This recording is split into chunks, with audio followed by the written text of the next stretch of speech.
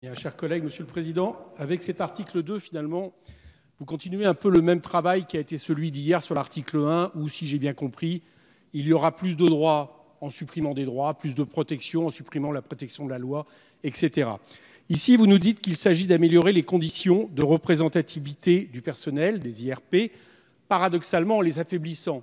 Parce que ne barguinons pas. À partir du moment où on fusionne les instances de représentation du personnel, il y a affaiblissement de ces instances de représentation, ne serait-ce que parce que le CHCT, je dois vous le rappeler, est doté d'une personnalité juridique qui lui permet d'en appeler à la justice. Et tout à l'heure, j'entendais un collègue expliquer que les organisations syndicales étaient pour cette fusion. Je ne sais pas où il a été rêvé ça. Je ne connais aucune organisation syndicale qui demande ça. Par contre, je connais le MEDEF, effectivement, qui l'a mis au programme depuis très longtemps. En réalité, je voudrais le dire et le rappeler, la question des IRP est tellement importante qu'elle est constitutionnelle. Elle date de la Constitution de 1946, de son préambule, l'article 6, qui prévoit le principe de l'application de participation des travailleurs à la gestion de l'entreprise.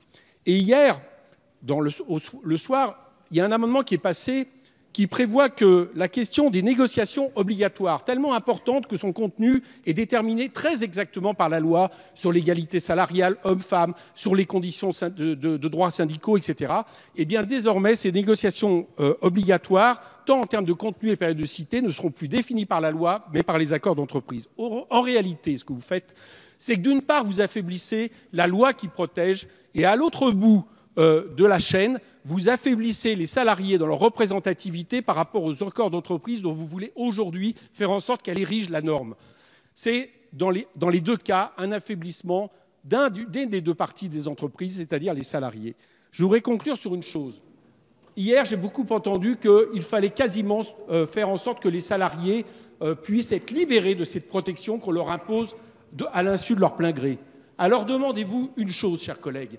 Pourquoi il a fallu une constitution de 1946 faite très largement à partir du CNR et à partir de la Libération? Pourquoi il a fallu des lois sociales après 68, après 81, pour justement permettre cette négociation et qu'elle n'est jamais venue de manière naturelle accordée par le patronat? Merci. Merci, Monsieur Coquerel.